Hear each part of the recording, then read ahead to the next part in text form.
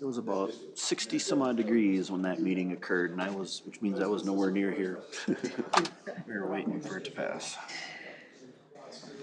All right, we're ready? Yep. All right, we'll go ahead and call the Becker City Council meeting of April 2nd, 2024 to order. If you're able, please rise and join us for the Pledge of Allegiance. I pledge allegiance to the flag of the United States of America and to the republic for which it stands, one nation, under God, indivisible, with liberty and justice for all. Has council had the opportunity to review the meeting minutes of March 19th? If so, I'll ask for a motion. Make a motion to accept the minutes as presented. Second. Motion from Robin, second from Rick. Any discussion? Hearing none, those in favor can state aye. Aye. Opposed? Carried. Any changes to this evening's agenda? If not, I'll ask for a motion to approve the set agenda. Make a motion, we approve the agenda as presented. Second. Motion from Mike, second from Robin. Those in favor may state aye. Aye. Opposed? Carried. Guests in open forum. Anybody here for guests in open forum this evening? Seeing no one, we're going to move into committee reports. Fire Board, we met the other week. We had a presentation on the statewide relief association, how that would play of a difference into the relief association. And then a continuation of policies with the Red Path, just making sure everything's flowing and working out correctly with them. So it was a very short meeting. How about Planning Commission? Planning Commission, we had a basic meeting. We had two major issues. We had a conditional use permit for sign height for the DQ, which we approved and we'll be talking about tonight. And then also a conditional use permit for Angels Trim Works for repair stalls. And then we just had some discussion on legislative updates, and that was it. All right. Any other committees that we missed? All right. We'll move into public hearings. Chapter 2 fee schedule amendment with Mr. Sanders.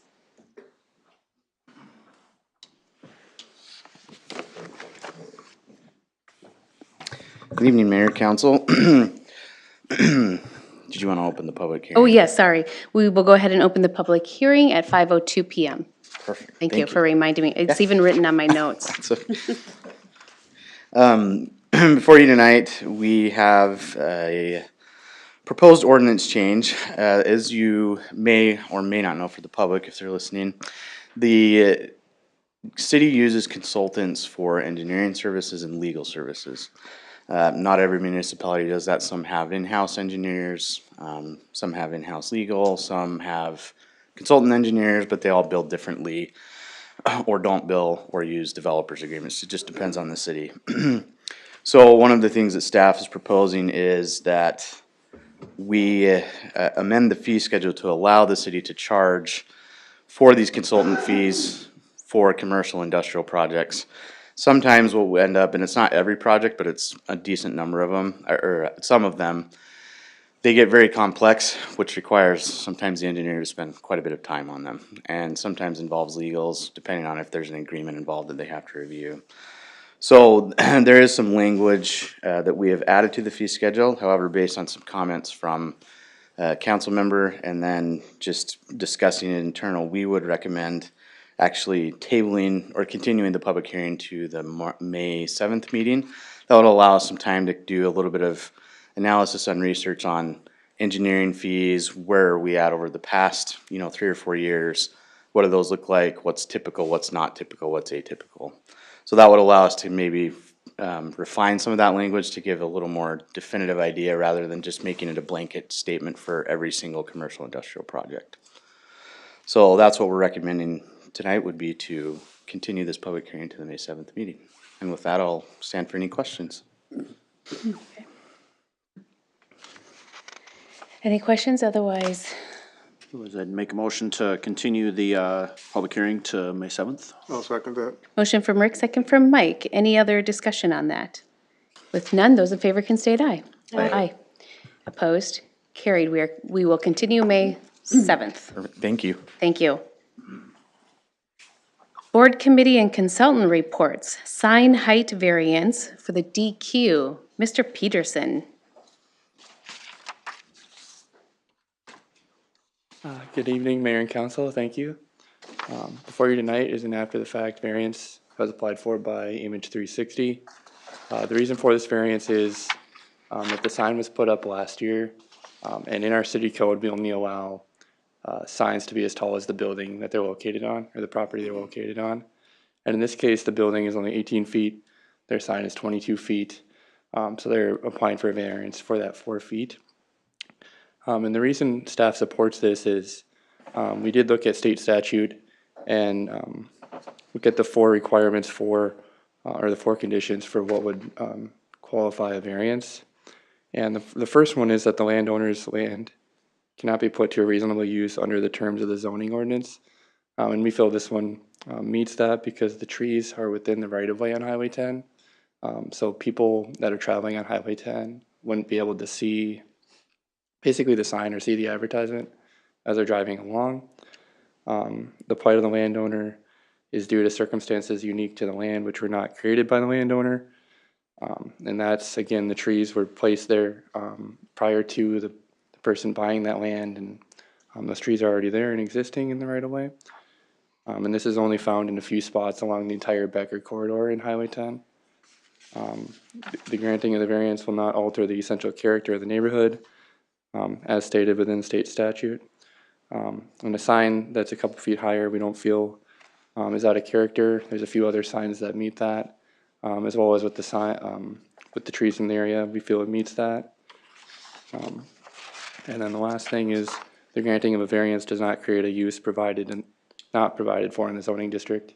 And this signs are allowed, freestanding signs are allowed in the CCOM zoning district for advertisements. So with that, we're asking for a motion and a second to adopt resolution 2419, approving a variance to the sign height requirement in section 11.70, subdivision 21B of the Becker zoning code on the property located at 14245 Bank Street Southeast. And I'll stand for any questions. The planning commission did approve this. Yes. Right. It's a great use of the statute. Like, I never would have thought about trees. Yeah, and we're gonna be addressing this issue in the, when we get into the codes and stuff too, so. Okay. Would you like to? I'll make a motion that we need to close the public hearing? There was no public hearing. It was just a motion that's needed. Oh, okay. That's right, we had the public hearing. I'd like to make a motion to approve resolution 2419, sign height for the DQ. I'll second that. Motion from Mike, second from Rick. Any other discussion? Hearing none, those in favor may state aye. Aye. Opposed? Carried. All right, Austin, Chapter 11, CCOM amendment. Thank you again, Mayor and Council. So tonight we have a Chapter 11 text amendment for the Community Commercial Zoning District, or CCOM. And staff received an application from Vern Johnson, who's the owner of Angels Construction. Mr. Johnson's looking to allow for auto mechanic services within that CCOM zoning district. Currently, that's not a permitted use. But per the application, Vern's building was previously used for auto services when it was originally built here in Becker, but it has been some time with that said.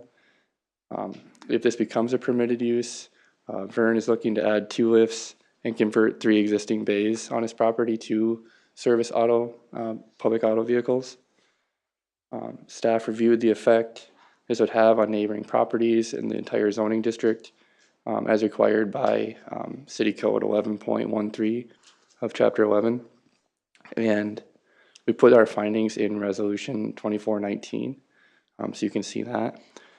And as well as staff reviewed the Becker 2040 Comprehensive Plan to see if this would meet the established goals and strategies of that plan. And based on this review, staff is recommending that motor vehicle services be added to the CCOM zoning district as a conditional use permit or CUP due to the general purpose of the CCOM zoning district. And again, that's based on the findings in section 11.13 of the Becker City Code. with the strategies from the comprehensive plan. There are a few goal areas that we feel this meets. A couple of the points are to create a diversified, vibrant, and sustainable economy, which is City Goal 4. Ensure new development and redevelopment incorporates best practices of creating a sense of place and smart growth principles to remain resilient and sustainable for the long term. That's Goal 3. And then the last one is to ensure continued safe, efficient, convenient, and high-quality transportation throughout the city. And that's the transportation Goal 1. And we feel this is good for the city. And so with that, I'm looking for a motion in a second approving Ordinance 283, second series, which is an ordinance amending Section 11.40, Subdivision 4 of Chapter 11, Land Use Regulations or Zoning of the City of Becker Code. And then a motion in second approving Ordinance 283, second series summary for publishing purposes. And then I'll stand for any questions.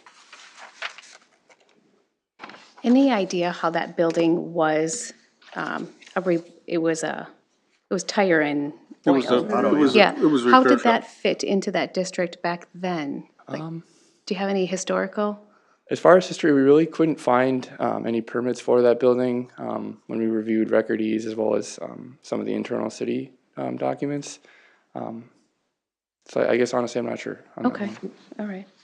Yeah, I had asked if it had a conditional use permit already because it was a repair shop, but evidently it was built. It was built and added on to, so I mean, it was in operation for quite a few years, and I think it was built originally before the zoning became an issue. Heck, a Schwintek had it as a car shop for quite a while. I think that's. Yeah, but they weren't the first ones.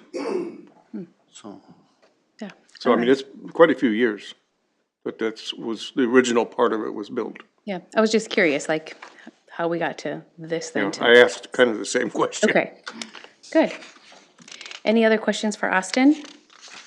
how far does the CCOM, because obviously this is brought about by one property, but we're not doing it for one property, we're doing it for the entire CCOM district. How big is the CCOM district in relation to, like, geographically, where does it sit? Geographically, it basically goes from your SA to, and don't quote me on this, it's going to be close to the Godfathers area, roughly in that zone. It could be slightly past Godfathers, but very close to that. Okay.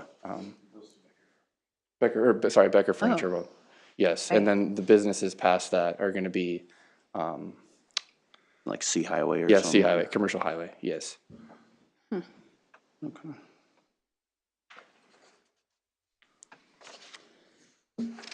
I'll make a motion to approve ordinance 283, second series, amending section 11.40, subdivision 4 of chapter 11, land use regulations of the city of Becker code.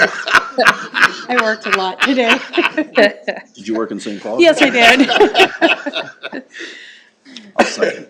Motion from Robin, second from Rick. Any other discussion on that? If not, those in favor may state aye. Aye. Opposed, carried. Then I'll make a motion to approve ordinance 283, second series summary for publication purposes. I'll second that as well. Motion from Robin, second from Rick. Those in favor can state aye. Aye. Opposed, carried. Thank you, Austin. All right, 2024 Street Improvement Bid Award, Mr. Knudsen. I had to walk too fast, now I'm winded again, so gotta slow your speech, but thank you, Madam Mayor and Council. As the mayor said, we're here to look at awarding our bids for our street projects for this year. Back on March 6th, you gave us authority to go out, take the project out for bids. The bids were opened on March 27th. We had 4 bids on the project. The range of the bids was $2,669,000 to a high of $2,900,000.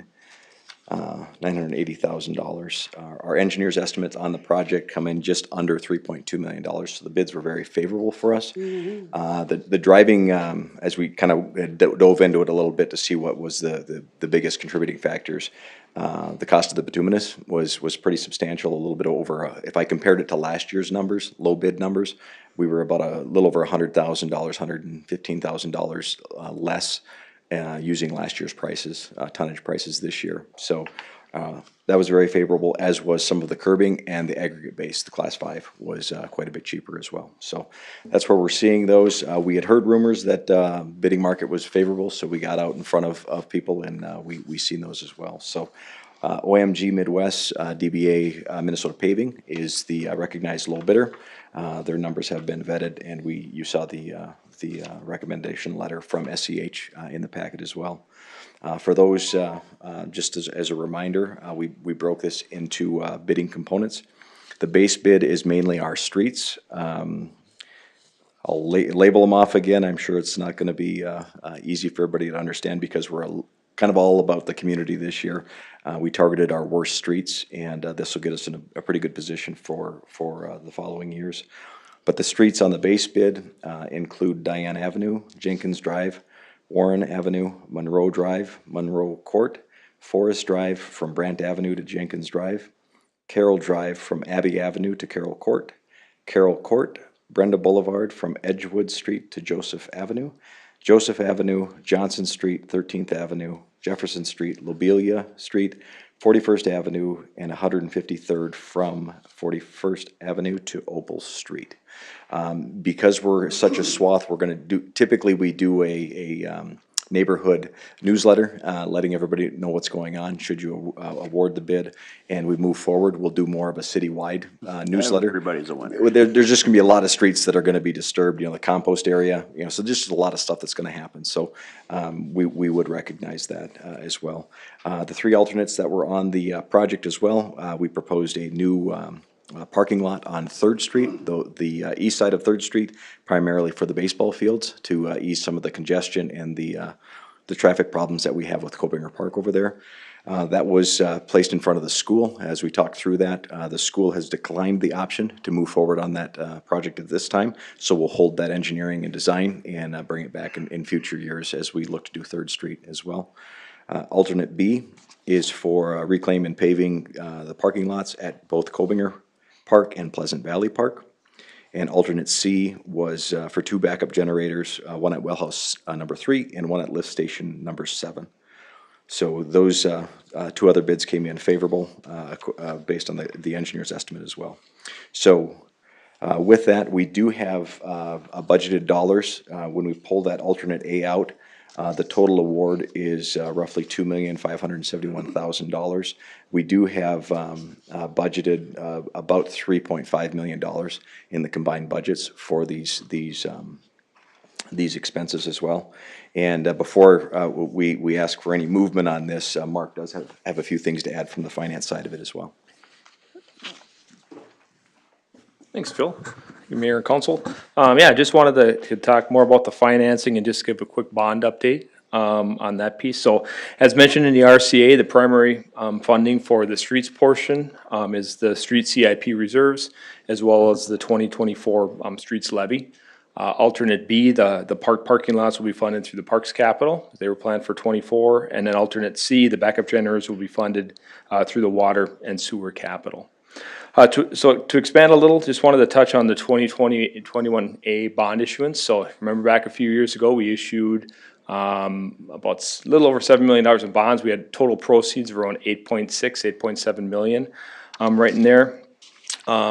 With that, those were street reconstruction bonds, so we have a street reconstruction plan. So we put together a plan and we went out and we said, we have an expectation for how much it should cost to do these projects, and you put out like a 5-year plan and you have all these streets listed out for what your expected cost is. So that initial plan was a little over 12 million.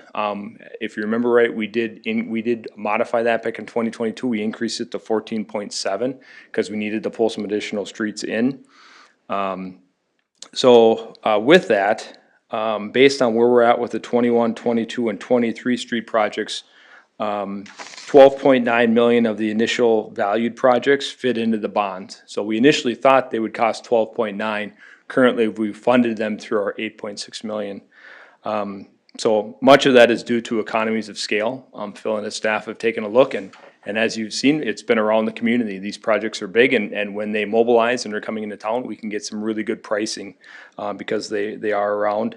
And then bidding on a more favorable timeline. So by having these bond proceeds available, Phil and his staff, they can get agreements in place, get the engineers working late in the fall, and they can come and be ready and first up for bidding in the spring, and has allowed us to set ourselves up with some really good pricing there. So with those underruns, hard to believe, we're 3 years after that issuance. We're projecting we're gonna have a little over 300,000 remaining of those bonds rolling into 24 here, so those will be applied to the 24th Street projects, and then the remaining will be funded through the remaining reserves and then the 24 levy that will come in.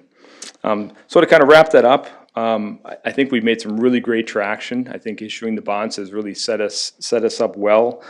We have some great reserves, have a great process in place. We'd like to thank council for your willingness to look at kind of a modified approach. It's a different approach than we followed prior to 21 in the issuance of the bonds, where we were more focused on more year to year. But now we've taken that comprehensive approach and really have accomplished some great things. And then just a shout out to Phil and his staff, Chris Lisson. They've really strategized on both just evaluating our streets and then the execution and getting these projects accomplished. So with that, I'll hand it back to Phil. He can kind of wrap it up and move forward. Thank you, Mark. Two other things to point out. If you do have any questions, Bryce Johnson with SCH is here tonight as well. He's worked extensively on the project and will continue to do so as we break down, because we have to break down the street costs for the bonding purposes as well. So if there's any questions, we can show from an auditing standpoint that we've spent the dollars exactly where we said we were going to spend them. So just to make sure that's finalized as well. Also with this, OMG Midwest, Minnesota Paving, this, if awarded, will be their third year in Becker. As you see in your numbers, the distance between number one and number two is very, very tight, which was good to see. We like to think that people want to work in our communities because, not of us, but because of our soils and the proximity to the plants and stuff like that. But we have had conversations with our primary contractor on some of the timelines, and we've reviewed the sub lists and stuff, and we will continue to do so to make sure that once we open a street, we get that street closed back up as quick as possible. So to the citizens, last year we didn't do quite as admirable a job as we've done in years past, so we're going to work to rectify that this year, and we think we can do that through the timelines in our construction meetings with our contractors. So this project manager would be the same project manager that's been here before, and he was more disappointed than we were in the project and the performance of one of their subs last year. So he's fully aware of the problem or the issue that we had, and is fully willing to address it by showing us a different subcontractor list as well. So just want to make sure that you folks are aware of that. So with that, I'm here for any questions should you have them. On the alternate B with the Colbinger Park and Pheasant Valley, will those be reconfigured or just paved as laid out today? As they are, they'll be reclaimed and put back in place like they were. Same thing we did with City Park. Okay. Just pull them back. They're basically expired. I thought we were gonna do some changes at Colbert. There's a curb line there that we've not adjusted. I know the master plan called for that curb coming out and moving, losing the basketball courts and moving that further in to try and gain some more parking there. But the cost, we couldn't justify that. It would almost quadruple the price tag that we had here if we were looking at doing that. So we just replaced the park the way it was. And quite frankly, the parking that's there is adequate for the park and the structure. The issue really comes from the field use. That's why we were proposing an alternate. We didn't feel it was appropriate to use city taxpayer dollars to fix a problem that really isn't their problem. So that's why the consensus was to just put it back the way it was. Well, it still is a problem to the city because they park in that parking lot. Yes. And now that we know where the school stands, staff has at one of our meetings tomorrow, we're going to talk in further about that and how we can work together to remedy that. I did send an email out to Dave Mimi, the Athletic director. activities director, and just let him know again, as baseball's starting up, please encourage your athletes to park on school grounds in the school parking lot. And it really becomes a problem at Cobinger Park when we rent that facility out. Graduations and birthday parties, there's a lot of them in May and in early June. So we're getting the word out. And again, as staff, we're going to meet tomorrow and talk in more detail how we can all work together to try and encourage that parking to be elsewhere other than Cobinger Park. So Has the school, do they not feel it's their responsibility, or do they just, Correct. pinch for money? both. But they've said, so it's not even a, hey, if we find some funds in the future, we'll do it. They philosophically don't think they, That's correct. Well, you know that, where they have that, they've done all that new construction, there's a lot of pavement over there that they can park on. Yep. That's probably closer than what Cobinger Park is. Yes. Especially even if their athletes park there. So last year, we were a little bit more lenient because there was a lot of construction materials staged in that area. I just drove by there yesterday morning just to verify that. There's Yeah. minimal materials there. There are a few Connex boxes there, and I would anticipate A those lot would more be. parking space than what there is Absolutely. at Cobinger. Right, and I think it's an education thing with, especially with their athletes, and then athletes talking to your parents and getting it around there.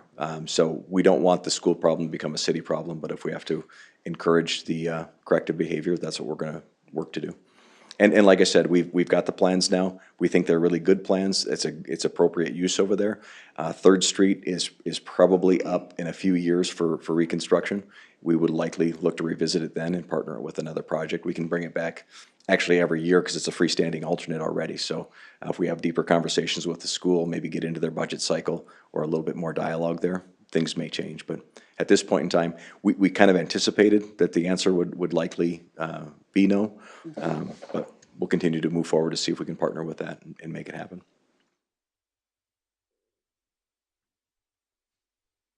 Okay. One thing, the resolution, we did pull alternate A off because we got it in time before the packet went out. So the resolution we're looking for action on only reflects the base bid, alternate B and C. Yes. Also on the resolution, the first whereas, Randy Sabar of SEH instead of she.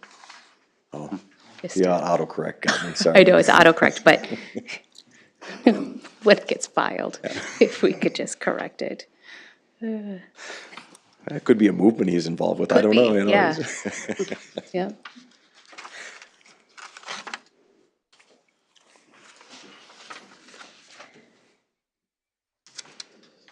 How does council wish to proceed on this? make a motion to adopt, resolution 2024, yeah. 2420. 2420. On here it's 2024, but we'll go with 2420, how about that? Awarding the contract for the 2024 street improvement bids, which include alternates B and C. I'll second that. Motion from Rick, second from Mike. Any other discussion? Hearing none, those in favor can state aye. Aye. Opposed? Carried. Thank you. Thank you. Administrator and staff reports. The annual Police Department's annual report presentation by Chief Balloon. You're gonna love this. It's got pictures too, so. Phil's a tough act to follow, smooth and polished. I might add, I think with all the projects he's going on, I'm not sure where my folks are gonna be able to patrol, so we'll have to see how the year goes. Is that coming up okay? Some dirt tires. Yeah, right? We're still blank. There we go. Well, good evening, council. My calculations, this is the 18th time I've had an opportunity to get in front of you to talk about the annual report. 17 actually, if you count COVID, when we did it over computer. But, we've got this down pretty well, I think. So I'll try and get through this pretty quick with you, and if you got any questions, please fire away. I'm often asked, why do we do something like this or put time into something like this? Because as you know, after the start of the year, I do spend a fair amount of time trying to put something together that makes sense for you folks and for our community. And I still remember back, and I say this every year, to Ken Paulson when he was the mayor in 2007. When I brought this to him in one of our meetings, he goes, well, he had some colorful words, but I'll just say that what is this for? And I said, well, at times questions come up from our community and they wonder how safe is our community, what's going on? And for you as well, what is the police department doing? Because I get very few opportunities to get in front of you anyway. So this is a way to be able to describe what the police department is actually doing. Not only with budgeted dollars, but just being able to be transparent, especially nowadays as a police department, to illustrate or show, here's what we're doing, why we're doing, and the accomplishments or successes that we're having within the community. So really, that's kind of why we choose to do something like this, and to again, get as much information out as we can. We tend to be that, in some ways, the most visible arm of government just because of our squad cars and uniforms and stuff like that. Yet, we tend to be very secretive in the eyes of some people. So this is, again, is a way for us to get information out and at least to discuss it. So effective tomorrow morning, this will be posted to our website for the public to be able to view as well. So just a few things, again, just to be able to share with you folks. Minnesota last year was identified as the #8 safest city in the state of Minnesota by SafeWise. They go through some metrics and methodology to be able to just, look at every city in the state, and we've been here and there on their list over the years, but last year was the highest that we've ever been put on the list. So I can tell you this year, or 2020, going into 2024, we did not make the list, but nonetheless, still something to be proud of for us. No staff changes were reported really last year, which is good. What comes with that is we get a more senior staff, more veteran staff to be able to work with. So that's something good for us. As you know, going into 2024, we lost a couple of our part-timers now, so we're trying to get some people back on staff to be able to cover some of the shortages that we're seeing in the schedule. Excuse me, the schedule. I'm working with a little bit of a cold here, so it seems like every year I do the annual report, I've got a cold. So if I get through this and sound like a 14-year-old going through puberty, I'll try and control my voice. Calls for service were up slightly, about 9%, not necessarily unusual. I suspect this coming year we'll see another increase, just officers being more attentive and aggressive as in certain areas of enforcement. As you know, I'll talk more about traffic enforcement here eventually, but that tends to be a big part of our call load. A couple things on, excuse me, we passed some BCA audits this past year, which is a good thing for us, obviously. One being network security compliance, which is, as Rick can probably attest to, way over my head, but it's something that really makes me nervous just to make sure we've got everything in place. And I would say thanks to Rob Hackler for his help getting through that this year, our IT guy. And then, of course, criminal history data and information, which Kristen, our secretary, kind of works with that. So we passed those with flying colors, which is great. And of course, we did our semi-annual body camera audit for the state, and we were able to pass that as well. So good news with that. That just shows we're doing what we're supposed to be doing and in compliance. Again, the department structure, for those that may not know, the way we structure our department with our staff is, aside from myself and the lieutenant, we have 2 people assigned to a day shift, 2 to a power shift, which is a middle shift, and 2 people to a night shift. And that allows for 2 sides or 2 teams. So one team of 3 is working one day, and then when they're off the other side, the other team of 3 is also working. And then, of course, we've got Chris Lindblom, the lieutenant, also serves as our department investigator, so he's kind of pulling double duty there. And then we do have a contingent of reserve officers. Actually, we're down to 1 reserve officer right now. People move on and change things with school and whatnot, but we're trying to bring a couple more people on board as we speak. And then again, we have 1 part-timer right now, but we're hoping to be able to bring on a couple more here before too long. Some of the things we do get involved in during the year, a big part of what we do is trying to get out into the public and be seen. Allows people an opportunity, again, to see us, but also to ask questions and, again, just to really see us out and about. Donut Day has become a big thing for us now. I think that's going to be a mainstay moving forward, very popular. That's during Kindness Week in November. Shop with a Cop. We always have officers participating in that. Coffee with the Cops. I'm hoping to get that soon, so we will be doing that again. Of course, we participate in activities like Halloween and really events that happen throughout the year, to include Freedom Days, Concert at the Creek, or any other events that other groups may have, we get invited to as well. So We do appreciate that. Again, other opportunities to get us out and meet people. The budget, real quick, as you know, proud to say every year we finish pretty close here at the police department, either pretty close to being right on or maybe a little bit under. I think we were still under maybe at the end of the year, kind of depends on when the numbers come in, I know that. So hopefully we were still there. No surprise, our largest expense tends to be our personnel. But we did see an uptick this past year in fuel for squad cars roaming around the streets. So try to budget more for that going into next year, and we'll probably see that again coming this year when we start talking budget. We didn't purchase a squad car last year based on mileage. So we, of course, just ordered that up here recently for this year. By the way, we're not anticipating receiving that until probably the latter part of the year. So we'll see how that goes. With the savings, though, we did divert some funds into other equipment issues, such as tasers and department handguns, which have now been put into the CIP. And then we did update squad car cameras this past year as well. So we got the latest and greatest version of these the cameras in the squad car, which is great because they're a much better system for nighttime use as well. They've upgraded the optics. And as far as revenues on the other side, we saw a significant increase for us. As you know, police state aid tends to be a big part of that for us. One thing I comment on every year, police state aid, we never get a formula from the state on how they can compute that. So we're never really sure what we're gonna get from the state. So this year we got a pretty good increase, not knowing that, but we did, which is great. So I'm always glad to see us getting more money there.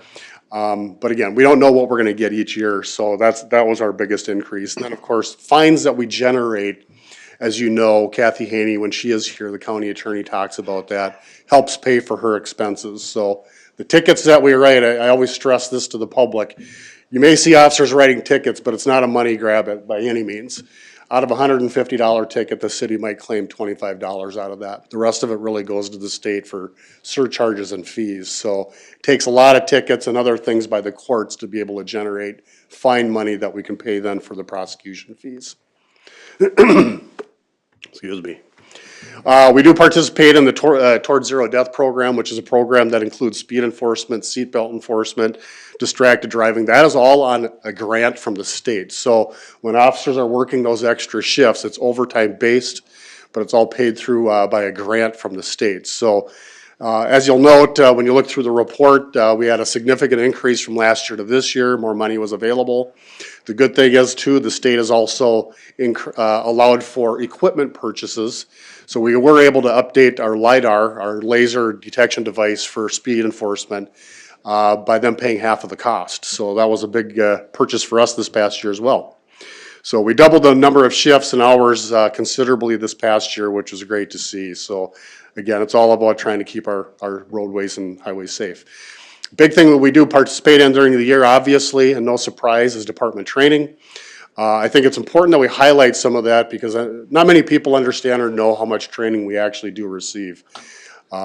We are mandated for believe it or not, only 48 hours every 3 years to maintain our license. But the way things typically operate, by the time an officer renews their license, they've probably generated 200, 250 hours minimum of training. And some examples are listed there: defensive tactics, firearms. A lot of those are every year. We have to do that every year. And some of these things, like firearms and defensive tactics, we do multiple times during the year. So we also participate in the League of Minnesota Cities online training, which continues to increase every year. Believe it or not, we're already up to 30 hours of online training per year. So of mandated, which includes use of force, OSHA training, mental health training, and stuff like that. So a considerable amount of training that we participate in each year. Now, getting to something a little more interesting, as some of the statistical stuff, we analyze things by the hour, by the day, and by the month. You know, again, going back to Ken Paulson, why do we need this information? Well, if I come to you folks and say I need another officer, I can illustrate, well, our calls for service have gone up. Well, then where are you going to put them, or how are you going to use them? Well, I can show you this. 10 o'clock on Fridays tend to be the busiest time frames, or actually our time frame, or from 3 to 1 a.m. is one of the busiest timeframes of the day. Usually Mondays and Tuesdays become busier over time, that we noticed this past year as well. But we do have 2 officers on duty from 2 p.m. to 2 a.m. So when we've seen the increases happen in that time frame, that when we created the power shift, that's why we added the person to that time frame, so we could cover the increase in calls for service. It does, no surprise, it does get significantly slower in the middle of the night. But the officers are still very visible out and about. And then lastly, during the month, you know what, you'd think that summertime would typically be the busiest, and it is. But July is our busiest month, April is actually the second busiest. So in general, summer or warmer months tend to be the busiest. February and December are the slowest. And now, what's important also for the police department, for federal reporting to the FBI is our Part 1 and Part 2 crimes. These are what they consider the serious crimes or less serious crimes. And as you can see by the list, our numbers tend to be very flat from year to year. So when you look at the Part 1 offenses, nothing has really changed for the most part there. And secondly, you look at even the Part 2 crimes, they're pretty similar. We've seen decreases in damage to property and narcotics. I will point out narcotics is going to be a little trickier with changes in laws. So we'll see how that goes as we watch that from this year moving forward. Increases in family children type reports, and of course disorderly conduct. Disorderly conduct kind of refers to how people treat us, how they treat each other. Under the law, it doesn't take a whole lot for somebody to be charged with a disorderly conduct kind of crime. So, and I did mention Becker didn't make the top 20 this year, but there's always next year, so we'll see how that goes. And one of the last things is our statistical information related to other things. So traffic stops did increase this past year from the year before, as did warnings. As you know, I've typically sided more on the education side versus site side if we can always do that. We're approaching about 80%. I've chatted with my officers to make sure we keep pretty good balance there. If a person deserves a ticket or we've dealt with them multiple times, they deserve a ticket. If we get a 16-year-old kid who just got their license and needs to be educated, then educate them, versus throwing a ticket on them right away. So if we can work that way, I think it's better for our community, and I think it's working pretty well. Yes, we do get questions and concerns on streets, and probably every street in the city. We do our best to have a presence in each of them and put the speed sign out as often as we can on various streets and that sort of thing. So. But we did see a decrease in a lot of other categories as well, increase in alarms, lockouts, accidents, animal calls, that sort of thing. So kind of a quick rundown, but I'd be open to any questions you may have. I just wanted to make sure again that I got in front of you to present some information to you about this past year. I have one question about Yes, the sir. squad car. The big delay, is it because of the equipment added to it, or is it getting the car built? Yeah, well, it's actually Ford. They got so backlogged because they got shut down for a period of time with the strike. And along with the increase in numbers of requests, put them way behind. So when we get the car, we can probably have it done in about 3-4 weeks at the very longest. Oh, okay, so it is getting the car from Ford Yep. that's the problem. Yeah, which is unfortunate, because now they changed the style again a little bit, which forces us to change some of the equipment every time they do that. So we're always asking that they don't change the style and keep it the same, because if we have to change like the cage system in the back of the car, it's rather expensive, or even the push bumper on the front. So they didn't do that. They made some changes inside, but nothing real significant, but there'll be some changes. All right. Anything else? You talked about in past, you've talked about the mental health officer with the cooperation with the county there. That's still going strong? Yes, meant to mention that. So we are still partnering with Sherburne County and the other agencies within the county on a co-responder. I think the grant was just renewed for a couple more years, actually. So Roy is his name. He partners with us at least once, if not twice a week. Works right out of our office. So if we have any calls that kind of related to a mental health, could be a domestic, could be something else, he will respond and help us, and it's been fantastic. he's busy, as you can imagine, and even if there's a call in another city, he will respond from here and go to the other city to help out as well. So the guy's moving around quite a bit, and I think the money or what we've kind of developed as a program is working extremely well. Matter of fact, got an email earlier, he's gonna have somebody shadowing him this week from Stearns County, trying to learn our system down here. So it's going very well. He's doing just a fantastic job.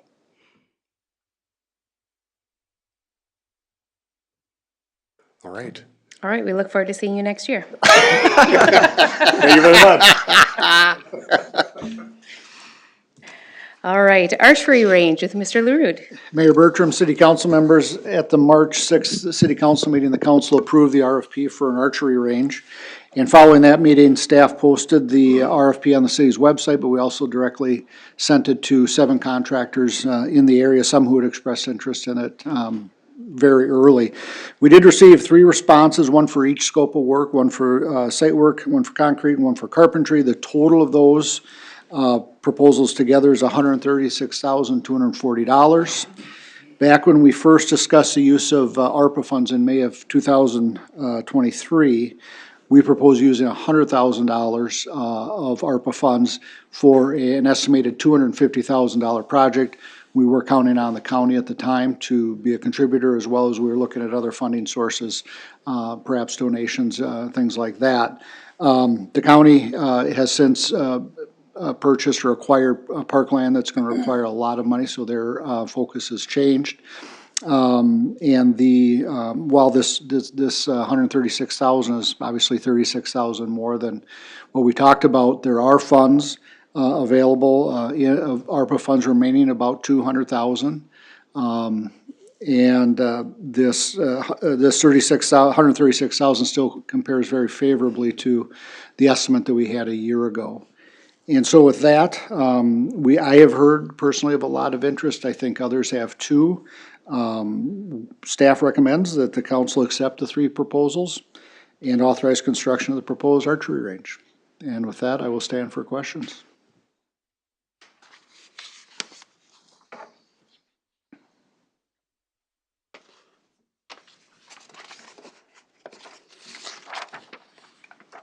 Is there still any opportunity for, partnering with, say,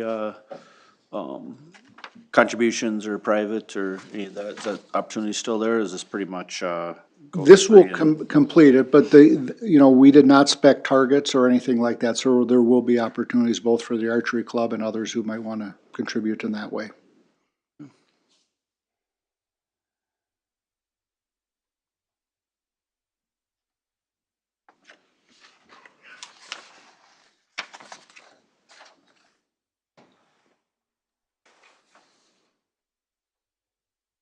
So I'll make a motion to approve the, I guess, the archery range project as presented. I'll second that. Motion from Rick, second from Mike. Any other discussion? Hearing none, those in favor can state aye. Aye. Aye. Opposed? Carried. Call for public hearing on utility and snow certificates. Mr. Ebensteiner. Thank you, Mayor, Council. My agenda item tonight, call for public hearing for consideration to certify unpaid utility charges and snow removal charges. So we have discussed, we talked about the budget and finance. In the past, we have done, on the utility side, we've done multiple shutoffs earlier in the year. And then we've done a certification in the fall. This year, we decided to take a slightly different approach where we would do a spring and a fall assessment. And then we'll mix in a shut-off process kind of midsummer. The challenge we run into with only having a late fall certification is we have some utility bills that get pretty hefty, as well as some like snow removal charges that'll happen earlier in the year, but then continue throughout the year. So this way we can kind of pull it all in sooner in the year. We can get any delinquents certified and then just move forward from there. So the combination, we have the utility charges. Christina's been working through that list, so we do look at those. They're the ones that are 60 days past due as of now. So they're utilities that are still from, say, January and before. So we would have that portion in the public hearing and then the snow removal charges. So last year, we did have snow removal that we did complete in January and February of 2023. We hadn't certified those in the fall. We were giving property owners some additional time just to pay without any fees or any interest. And then we did send out notices earlier this year requesting payment. We did collect some additional payments on them. And then we also have a remaining 21 properties totaling $3,900 that remain unpaid. So those will also be included in the assessment process. So we are in the process of sending out notices this week for the public hearing. And then we would look to hold that on Tuesday, April 16th at approximately 5 p.m. We should note these snow removal are from 2023, not 2024, because I'm sure everybody's like, well, Yep. when could you possibly remove Yep. snow this year? We've had a few questions on the few inches here and there, but as we've described that they were from prior, we've had some good response and definitely we're not applying any additional interest, so we definitely give a long runway. And then even after we do hold this public hearing, residents will still have 30 days past that date to pay without any additional fees. And then from there, we'll apply fees and interest as we move forward in the process. Okay. This is something we had talked about at budget and finance too, more so on the water side, just so we didn't, like you said, so we didn't see to do this in smaller increments, so we don't, somebody sitting there with a very large water bill, it's Yeah, it's less, easier. Yep. yeah, it's easier to do it in smaller bites, so. Yeah, water bill can get big real fast.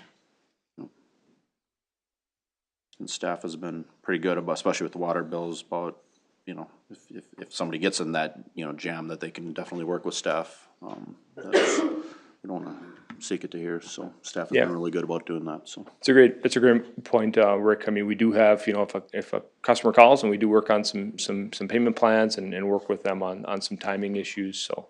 And there's some opportunities for different forms of payment, online, they have some auto payments and different things you can sign up through, the PSN system, so some good opportunities to keep up on bills. Would anyone wish to make a motion for the, Make a motion to call for a public hearing to be held, Tuesday, April 16th, approximately 5 PM to consider the assessment of unpaid utility and snow removal charges. I'll second that. motion from Rick, second from Mike. Any other discussion? With none, those in favor may state aye. Aye. Opposed, carried. Thank you. Consent agenda, Mr. LaRue. Mayor Bertram, city council members, items for consideration on tonight's consent agenda include approving the hiring and termination report for the Becker Community Center. Approve new tobacco license for H&J Tobacco LLC doing business as Becker Tobacco. Approve new cannabinoid license for H&J Tobacco LLC doing business as Becker Tobacco. Adopting resolution 24-18 appointing Shannon Mortensen as the city's data practices responsible authority. Approve farm lease agreement 24-01 with Marty LaFave. Approve farm lease agreement number 24-02 with RD Offit Farms. Approve farm lease agreement number 24-03 with Kyle Gawley. Approve the 2024 score grant agreement with Sherburne County in an amount up to $40,000. Approve a temporary liquor license for the Becker Lions Club for the American Legion Community Dance Event on April 20th, 2024. Approve pay request number 1 in the amount of $19,209 to McDowell Company for the 2023 Community Center HVAC Handling Unit project. Approve pay request number 3 in the amount of $61,796.31 to R.L. Larson Excavating for the 2023 Business Park Pump Station improvements. And I'll be happy to answer any questions.